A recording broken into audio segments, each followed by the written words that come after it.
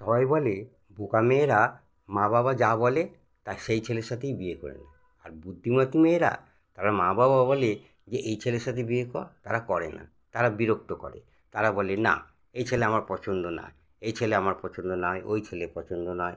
কারণ তারা চায় যে এমন একটি ছেলে যে শিক্ষিত হবে, সুন্দর হবে, একটু বলবান হবে, চতুর হবে, স্মার্ট হবে, তাদের গাড়ি থাকবে, বাড়ি থাকবে, পয়সা থাকবে, ভালো চাকরি থাকবে। আচ্ছা, একটা ছেলের মধ্যে কিন্তু সব কিছু পাওয়া যায়? কোনো পুরুষ মানুষের মধ্যে সব কিছু হয়? তারা সেই চেয়ে বসবে। তখন মা বাবা বিরক্ত হয়ে বলবে, যা, তুই রাস্তায় যা, তোদের মনের মতো ছেলে জোগাড় করে নে। তখন তারা সেই তাই করে। তারা রাস্তায় খোঁজে, এই ছেলের সাথে ওই ছেলের সাথে, মা আমি একে বিয়ে করব, মা তাকে বিয়ে করব। মা বলবে তাই কর। কিন্তু ভবিষ্যতে কোনো কিছু আবার বলেও দেয় মা বাবা, ভবিষ্যতে যদি কিছু ঘটে যায় আমি কিন্তু দায়ী নয়, সেটা তুই বুঝবি।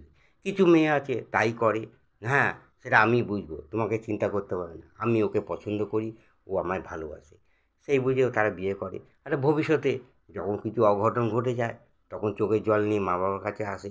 মা বাবা তখন বলে আমি কিছু জানি না, তুই তোর মনের মতো ছেলে বিয়ে করেছিস, তুই বুঝেছিস, তোর কী হয়েছে সেটা তুই বুঝবি। আর বোকা মেয়েরা মা বাবা যা বলে তাই তারা বিয়ে করে নেয়। তার কারণ তারা জানে একটা ছেলের মধ্যে সব কিছু পাওয়া যায় না।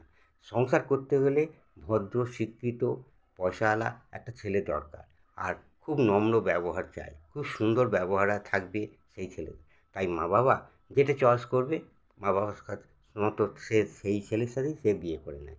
কারণ তাদের যদি মনে থাকে, যাতে মনে ধরে যে আমার এই ছেলে পছন্দ নয়, এই ছেলে পছন্দ নয়, কারণ তারা জানে যে একটা ছেলের মধ্যে সব কিছু পাওয়া যায় না। ভালোভাবে ভদ্রভাবে বাঁচতে হলে একটা ভালো ভদ্র ঘরের ছেলের সাথে আর বিয়ে করতে হবে, অত দেখলে হবে না। তাই মা বাবার কথা তখন তারা মেনে নেয়। তারা তারপর যদি কোনো কারণে অকারণে যদি অঘটন ঘটে যায়, তখন তখন তারা মা বাবার কাছে গিয়ে বলবে। তখন মা বাবা সেটা দায়ী থাকবে। মা বাবা তখন বলবে হ্যাঁ আমি তোকে ভুল করেছি, আমি তোর জীবন নষ্ট করে দিয়েছি। মা বাবা কিন্তু তখন বলবে না যে তুই মনের মতো ছেলে বিয়ে করেছিস। না, সে তাদের মনের মতো ছেলে ছেলে সে বিয়ে করেছে। তাই বুদ্ধিমান বোকা মেয়েরা তখন সেই মা বাবার কথা মেনে নেয়, কারণ তারা বোকা না। আমরা যাদের বোকা মেয়ে বলি তারা কিন্তু বোকা না, তারা হচ্ছে সব থেকে বেশি বুদ্ধিমান। আর যাদের আমরা বুদ্ধিমান মেয়ে বলি তারা হচ্ছে সব থেকে বোকা। কারণ তারা যে জিনিসটা করছে তারা খুব ভুল করছে।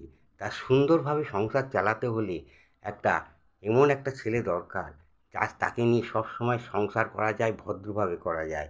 মা বাবা যাকে দেবে পছন্দ করে তাকেই গ্রহণ করে নিতে হয়। তাদের মনোমতো ছেলে যদি তারা বিয়ে করে, তাদের ভবিষ্যৎটা কিন্তু তাদের ওপর মা বাবা কোনো দায়ী থাকবে না। তাই বলি, যাদের আমরা বোকা মেয়ে বলি তারা হচ্ছে সব থেকে বেশি বুদ্ধিমান। আমরা নাটক দেখি, থিয়েটার দেখি, যাত্রা দেখি, টিভিতে সিরিয়াল দেখি, অনেক সিনেমা দেখি, ও আরও কত কী দেখি, দেখে আমরা সমালোচনা করি। আবার অনেকে অভিনয় করে, তার অভিনয় নিয়ে আমরা অনেক সমালোচনা করি। আচ্ছা, আমরা বাস্তব জীবনে আমরাও তো নাটক করি, অরিজিনাল নাটক করি, সেগুলি কি আমরা জানি? জানি না। আমরা সত্যি নাটক করি। আচ্ছা, এবার বলতে পারেন আমরা আবার কী নাটক করি? আমরা তো সবসময় সংসার করি, কাজকর্ম করি না, তার মধ্যেও কিন্তু আমরা নাটক করি। সেই নাটকটা কী বলুন তো? আমাদের এক এক সময় এক একটা পরিস্থিতিতে পড়তে হয়, সেখানে হাসতে ইচ্ছা না করলেও হাসতে হবে, তা নাহলে সেই কাজটা হবে না। কার কাছে কোনো কাজ করতে গেছি, সেখানে তার কথা শুনে আমার হাসতে ইচ্ছা করছে না, সে হাসছে, সে আমাকেও হাসতে হবে, তা নাহলে সে কাজটা হবে না। আবার এক এক সময় এমন পরিস্থিতি পড়ে যে কান্না পাচ্ছে না, তার কান্না পাচ্ছে, সেই পরিস্থিতিতে আমি পড়েছি, আমার ঠিক কান্না আসছে না, কিন্তু আমাকে কাঁদতে হবে, কান্না মুখ করতে হবে, তা নাহলে সেখানে দাঁড়ানো যাবে না। আবার এমন একটা পরিস্থিতি পড়ে যে সেই সময় অনেকে কিছু হঠাৎ জিজ্ঞেস করলো, আরে কেমন আছিস? আমার একটা বিরাট প্রবলেমে পড়েছি, চিন্তা করতে করতে রাস্তায় যাচ্ছি, হঠাৎ দেখা হওয়ার পর সে যদি বলে কেমন আছিস, আমি বলবো ভালো আছি। আচ্ছা, আমরা কি সত্যি ভালো থাকি? না, সত্যি ভালো থাকি না, কেউ ভালো থাকে না, আমি আপনি কেউ ভালো থাকে না। প্রত্যেকে কোনো না কোনো একটা প্রবলেম সব সময় পড়ে আছে, সব সময় তাদের আছে। আমি যদি তাকে বলি, হঠাৎ বলি না আমি ভালো নেই, তখন সে দাঁড়িয়ে যাবে, তখন তাকে সমস্ত কথা বলতে হবে না, তাকে তো বলার কোনো প্রয়োজন নেই। আমার যে প্রবলেমটা সেটা ঘরোয়া প্রবলেম, তাকে বলার কোনো প্রয়োজন নেই। তাই আমি তাকে বলি ভালো আছি।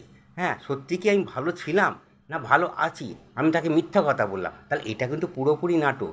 আমাদের এই নাটকটা কে দেখবে আর কে বলবে যে একটা নাটক করছে? সত্যি এটা কিন্তু সত্যিই নাটক। বহুদিন ধরে তোমাকে একটা কথা বলবো বলবো বলে আমি বলতে পারিনি। অনেক বলার চেষ্টা করেছিলাম। যখনই তোমাকে দেখেছি তখনই কোনো আমার কথা না থাকা সত্ত্বেও আমি একটা অজুহাত নিয়ে তোমার কাছে গিয়েছি, তোমার সাথে কথা বলেছি। তুমি কিন্তু বিরক্তি প্রকাশ করোনি। তুমি আমার সঙ্গে কথা বলেছো, হেসে হেসে কথা বলেছো, 1 ঘন্টা 2 ঘন্টা দাঁড়িয়ে দাঁড়িয়ে কথা বলেছো। অনেক উল্টো পাল্টা কথা আমি বলে গেছি, তুমি মন দিয়ে শুনেছো আর হেসে হেসে তার উত্তরও দিয়েছো। তবে আমি বুঝতে পারছি না তুমি আমাকে সত্যি ভালোবাসো কি না। হ্যাঁ, তুমি আমাকে ভালোবাসো, তবে আমাকে কীভাবে ভালোবাসো তা জানি না। তুমি আমাকে ভাই হিসাবে ভালোবাসো, না বন্ধু হিসাবে ভালোবাসো, না প্রেমিকা হিসাবে ভালোবাসো, আমি কিছুই বুঝতে পারছি না। তবে আমি কিন্তু তোমাকে প্রেমিকা হিসাবে ভালোবাসি।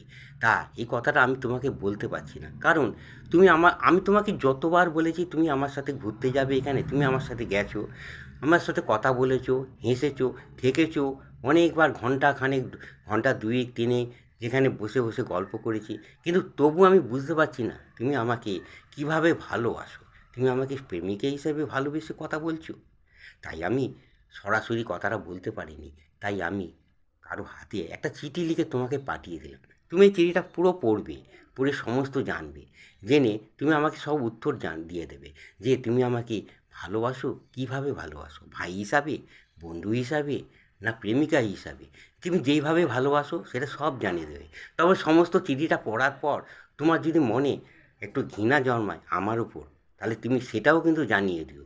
তবে অনেক দিন আমাদের সাথে সম্পর্ক থাকা সত্ত্বেও, থাকার পরেও তুমি আমাকে যে ভালোবাসো না এই কথাটা তুমি আমাকে যদি বলতে তুমি কষ্ট হয়, তাই জন্য তুমি একটা প্রেমের অভিনয় করে আমার কাছে যদি এসে দিনের পর দিন প্রেমের অভিনয় করে যাবে, কিন্তু সেটা হবে না।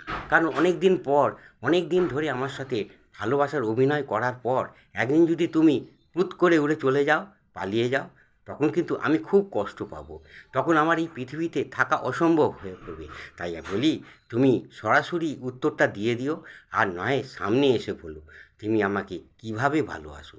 ভালোবাসো সেটা কীভাবে, প্রেমিক হিসাবে, না ভাই হিসাবে, না বন্ধুত্ব হিসাবে, সব জানিয়ে দিও।